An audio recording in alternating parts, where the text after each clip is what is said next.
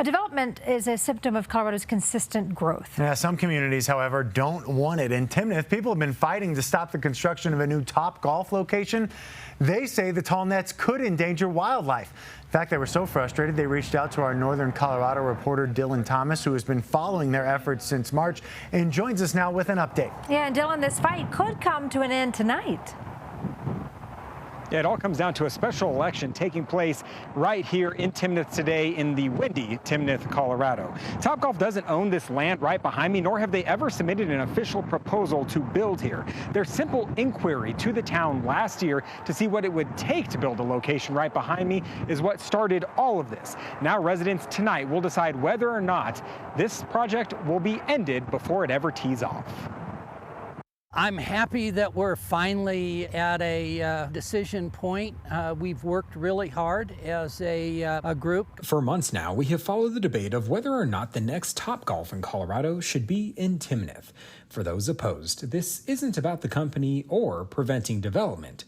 Their main concern: it will impact wildlife. That's because the Poudre River runs only 1/3 of a mile away from the possible location at I-25 and Harmony Road. We don't think that a commercial enterprise at this location in Timnath is an appropriate site for fences at least 156 feet tall and poles 175 feet tall. Something both Parks and Wildlife and researchers at Colorado State University agree with.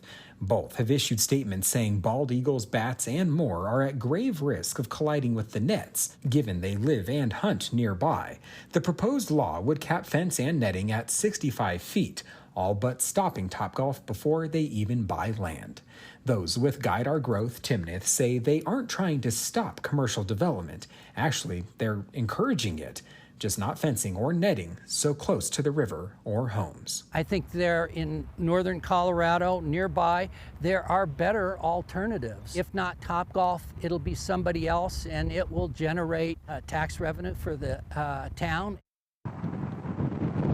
Wildlife experts say that the netting during the daytime could pose a risk to bald eagles and other raptors in the area. And at nighttime, the bugs would be drawn into those bright lights, which would then draw in the bats, and they probably would not see the nets. There are already suspicions that other nearby towns and cities like Loveland, Johnstown, and Windsor would be more than happy to take this business and build it in their neck of the woods. The special election will wrap up tonight at 7 o'clock.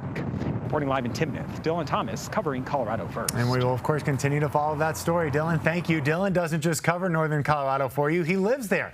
He wants to hear your story ideas. You can give him a call on our tips line, 303-863-TIPS, or send him a message through our website, cbscolorado.com.